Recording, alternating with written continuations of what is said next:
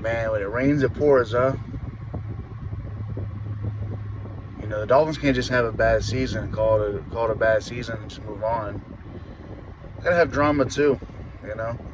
It's unfortunate, especially from people that say they're all in and say they're captains and say they're giving it their all and trying to boost our team every left and right. But once a little bit of issue comes up and we don't make the playoffs one year, run away with your tail tucked between your legs. That's weird. Tyreek, I have a message for you, brother.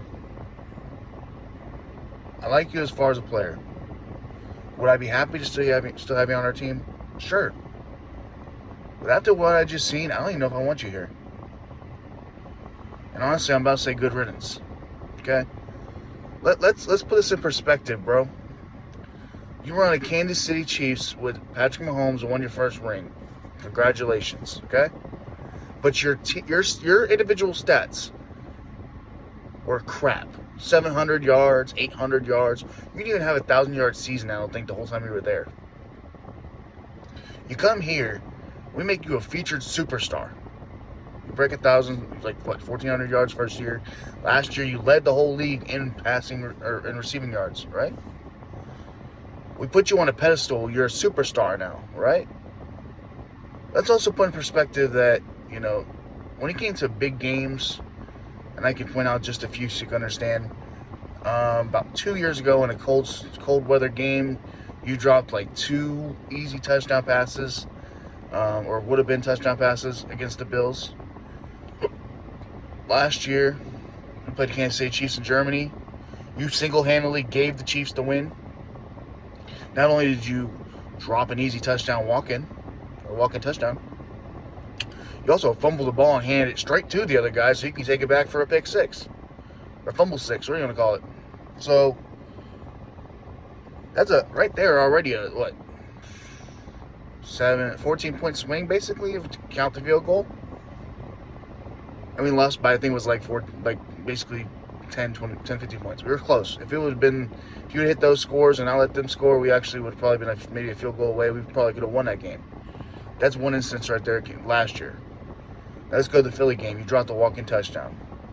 Let's go to Baltimore. Walk-in touchdown dropped again. Tua's putting this ball in your hands, homie. And you dropped them in the big games. Every big game. But you know what they blame? They blame Tua. They blame Tua for hitting you in the hands, bro. For hitting you in the hands. Mr. I'm on TikTok. I'm on everything. Talking about, look at this. I can catch with peanut butter in my hands. Why can't you catch a regular ball, homie? You've dropped at least 10 to 15 meaningful touchdown passes in the last 2-3 years. That's a lot of points, actually. That would put us in a winning situation. We probably would even won a division. So, you're doing this. Now, guess what happened? We don't have an O-line, right? Okay. So we got to work on this offseason. Hopefully, please, Lord, do they finally do it? Fix the trenches, okay? But the biggest thing is, you started regressing. You're a little older. You've had some issues with your leg. You had surgery and scopes and whatever you had to do in the offseason. You're still fast, but you're not like you were last year, okay? Secondly, your hands have been unreliable, like I just mentioned before. Thirdly, teams have learned how to get you out of our scheme. They know if they bump you, they rub you out, they make sure you can't get open that quick, that fast, you are not going to be a factor. Someone that prides himself on speed and getting away from players, you have not done that great of a job.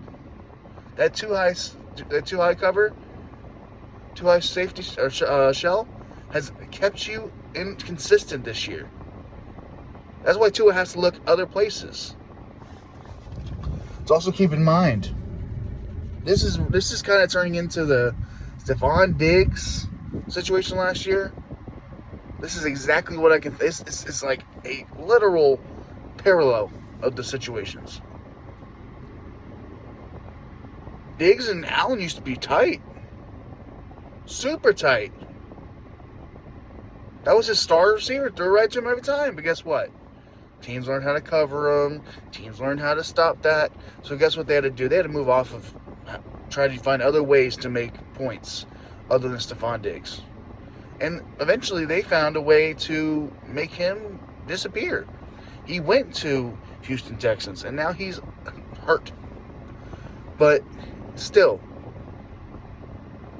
the Bills learned how to win without their star receiver. They went and got younger guys. They went and got guys that can handle this pressure and put it on Josh Allen. Is Tua Josh Allen? No. Unfortunately, Josh Allen has hit a new prime, and even I have to say, wow, holy crap, he's doing stuff that's amazing. So is Lamar Jackson. And I don't like either of them. If you look back in my videos in the beginning of the year, I even criticized most of the time. But guess what? They're proving me wrong right now, so I have to eat my crow, okay? And do I hate them as people? Not really. Does Lamar come off kind of egotistical? Absolutely. Does Josh Allen still have a little bit egotisticality from him? A little bit, but he's got a lot better. The biggest thing, besides all that, is, bro, we don't need you. Sorry to tell you this, brother. We do not need you. As long as we have Smith, we have Waddle, we have Washington, we have Craycraft, we can go in and draft a wide receiver that's big body, maybe get a 6'4", 6'5" receiver that maybe we can start targeting just like a Jonnu Smith, because the taller receivers help.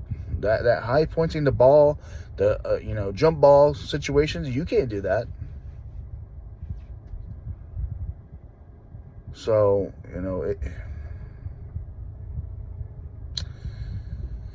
brother, this shows your character, dude. It's showing bright right now. You know what a leader does? Go ask Calais Campbell. Go ask him. That man has been in the NFL for 17 seasons. 50% of the games he's played, he's had a sack. Damn near. He has been a huge bright spot on our team. And the thing is he lost. You know what? He has a lot worse than you. Because this is his last season, possibly.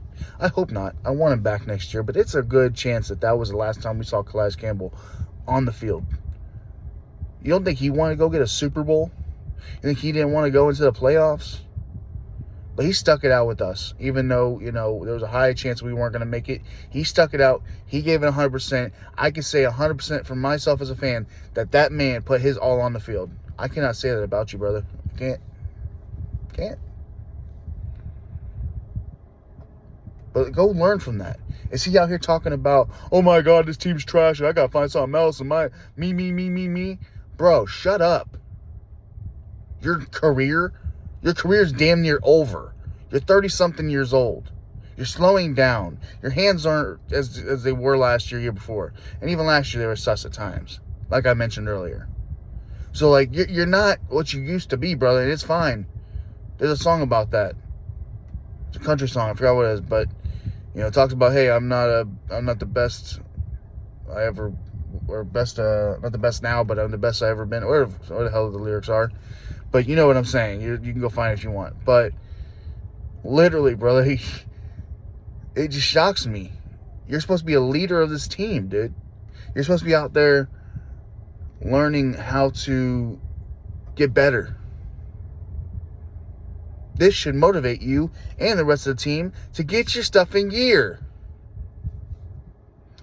This disappointment, this failure, this feeling you guys have should be what tells you guys, hey, we need to work harder. This lollygagging on the sideline, this sitting around at practice, laughing and joking, that's cool and all, but you guys need to be really perfecting your craft. And this comes from somebody that's played sports. I may not look it because I'm a little heavy, but I played sports. It might have been bowling, it might have been whatever. But every sport has an aspect to which you have to pay attention and focus and learn that sport to the T. When I was in bowling, I was a professional bowler. Professional. I played on tour very shortly because I can't afford some of those freaking payments. But when I was playing, I took that seriously. I would go and learn from coaches. I would go and ask my friends what I could do better. I would sit up the alley and learn everything I need to do and how I could perfect how I roll the ball. Was I perfect? No, but I was getting there. If it wasn't for money and situations, I would still be trying. But that's the thing, is you have to sit in there and really work on your craft. Not just say this is the best I can ever be. It looks like you basically hit your peak and you're not trying to work better.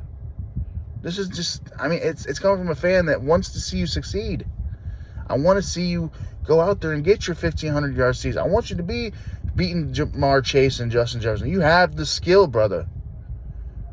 But this and all the drama shit and all the stuff you do on Facebook and TikTok and all this other stuff that you're trying to push that makes you look retarded, makes you look crazy, dude. You're out here literally putting your information so far to the public that you look insane. Getting arrested because you can't drive a decent speed limit. And then you'll, of course, antagonize the cops. I do agree with you on the fact the cops took it too far. But you still could have been better in that situation. You could have been better. Just like in football, you could be better. Your mentality could be better. And this is from someone that, I love you, bro. As far as a person, I hope you get better. As far as a player, I hope you succeed. But listen, dude, you have to know when to shut up. You're frustrated after a loss. I've been there, but I'm not going to sit there and go to the media and be like, I'm done, bro. I'm out. What do you look like? Because if you stay here, you look like a fucking moron. Excuse my language. You look like a moron. The issues you have, bring them to the coach. Bring them to the GM. You're there every day. You see what's the struggle. One of you guys have to take it upon yourselves and talk to these people and put it in perspective. Hey, we need help here, here, here, here. I love that guy, I love that guy, I love that guy, but they're not doing their jobs. So can we go find replacements? And if they want to stay on the team, keep it on the practice. But in the end, you're crapping on those guys, but they're not doing their job. As a manager at any company, what do you do when someone's not doing their job right? You do evals. You bring them in. You talk to them. Hey, this is what you're doing. This is what you're not doing. This is what I need you to improve on. Can you do that? Yes, no, maybe so. If there's not a confidence in a yes, all right, I'm looking for a replacement ASAP. I need the guy that's going to go in that line and perform. I need that guy that's going to go into the game and do his job. That's on both sides of the ball. I've seen it all year. Missed tackles. That's insane. The missed tackles are insane to me. The fact it takes 3 to 4 guys to tackle one dude is crazy to me. We've gotten a little better towards the end of the season, but still, it's stressful. We should be where the Buffalo Bills are in perspective of, strength. We should be up there with the Kansas City Chiefs, the Bills, the Ravens, all of them. We have the freaking pieces. But we don't have the heart. We don't have the team that wants to put it on their back and go for it. You guys look out of sync. You guys look confused. I don't know if that's the coaching, if that's you guys. But whatever it is, it's on you to make the coaches know we need to do something different. Especially if you're the captain of your department. You're the best. You're the captain of the receivers, right? So why aren't you in there talking about, hey, this route maybe needs to be moved here. Maybe I could do this to get that guy off of me a little bit more so I could open up here. Maybe if we do this, that. You should be in there really, really, really focusing with that coach. But I don't see that. I see a guy that goes out there at practice, runs through the motions, thinks he's already at peak level, and then when shit falls and hits the fan because you didn't speak up, oh my God, this team and that team. Blaming everybody else. Take responsibility, dude. I know you have 10 kids. Take responsibility. Wrap your shit up. Stop putting more stuff on your plate. Stop. You're causing your own stress. You're bringing your issues onto the field. You're bringing stuff into the team that we don't need. It hurts me to see a Detroit Lions team that was literally last in the league 3-4 years ago, and they're number one in SC. What'd they do differently? They still have most of the same players. They added some in the offseason. Their draft was great. Their players talk to each other. They let each other know what the hell's going on, and they're very vocal. Their team is literally hand in hand. Everybody is tight. Everybody's tough. Everybody knows what they want. Everybody's focused. That's not our team right now. And it starts with you, Mr. Captain, Mr. Tua, Mr. McDaniel, Mr. Sealer. I mean, Sealer's doing his thing. Mr. Campbell, Mr. Ramsey. Like, you guys are the veterans. You guys are the piece that's going to put everything together. But you have to take it more seriously. You have to take these guys and put them into perspective of, we're going to get this job done. And when we go into the offseason, you should tell your coach, we need to look seriously. You guys may not like my approach. You may not like me talking to you guys about what you guys should do. But I feel like as a player, we need help in this department, this department, this department. Us fans can see it. We can see it bright as day what's going on. But y'all don't listen to us fans. Because if you did, we wouldn't have these problems no more. The O-line needs to be fixed. Oh, y'all are so much worse than we are. Okay, look at this season. There's a reason why the quarterbacks that come in can't do anything. It's because they have no time. What does Tua do that nobody else does? Tua knows how to get the ball out in time and get it quickly out. And knows how to keep the O-line off of his face.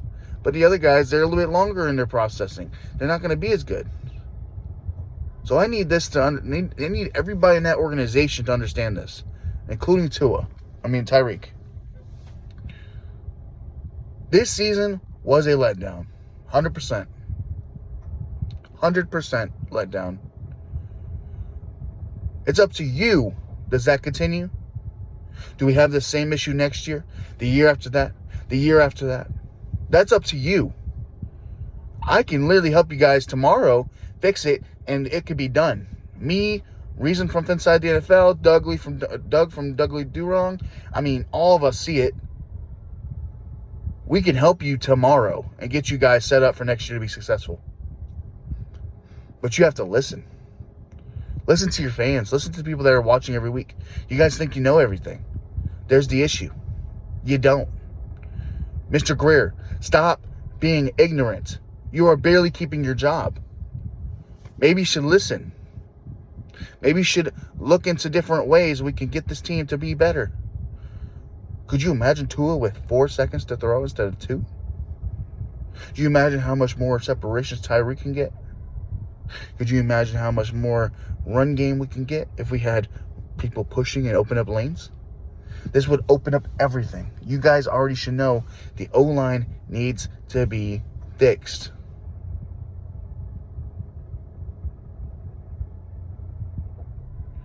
Go get you 2 guards. Go get it off. If you can get them, go get that one kid that plays offense tackle and offense guard. You need to get that guy first. I think it's Banks. Go get Banks. Shore up the offensive guard OT. Get him. Get one more OG. One more offensive guard. Keep the center we have. Austin Jackson will be back. Maybe we keep Turn Armstead for one more year, hopefully. If not, we have Patrick Ball. But grab one more guy that can go in there and be a rotational piece. Right off the first pick. Second pick, grab another guard because we need to have 2. Shore up that O-line. Third pick, get you a quarterback that can learn behind Tua. Somebody that's good. Maybe like a Carson Beck. Maybe a Jackson Dart. Whoever may be there. Boom. Now you got your O-line and your quarterback situation figured out. Next pick. Depending on if you can move up, maybe you start moving up in some of these spots and get you some more picks. But I'm saying your next pick after that, focus on linebacker, focus on corner, focus on safety. Maybe move Ramsey into safety so you don't have to worry about safety. And you can go ahead and get your new corner put next to Fuller. Keep Kohu, keep some of these guys are good pieces. But you have a good core. Offensive. If Hill can get out of his own way, Hill, stop. You, Waddle, Washington, Jonnu Smith, Achane. That's already 5 right there that I can say is like, wow, those are good pieces. Now, of course, there's other pieces. The center's good. Alec Ingold's the best fullback in the game. Boom. And on defense, what do you need? You need yourself another edge rusher in case we can't keep people healthy. Or maybe you get Bradley Chubb back for next year on a cheaper deal since he didn't play this season. Then you go ahead and get a defensive tackle to replace Calais Campbell in case he doesn't come back. Boom. Somebody can go next to Steeler and be a big body. Right? A big body. Just like Campbell is. He's huge. Guess what? We need a huge guy like that again. Get Dodson back here. Don't let him leave. That's a Van Ginkel situation. Dodson's came in and balled out since he's been here since week 9. Make sure he's a Dolphin next year. Restructure contracts. Get 15, 20, 30 million freed up somehow. Go get you some pieces in free agency. Shore up some of these things we need to shore up. We have the key pieces in the middle the core of this team, the players that we know are good. So just build around them. Get rid of the people that suck. Get rid of the Julian Hills. Get rid of the Eichenbergs. If you want to keep Eichenberg, put him on a practice squad in case we need him for something in the end. So like a last resort type situation.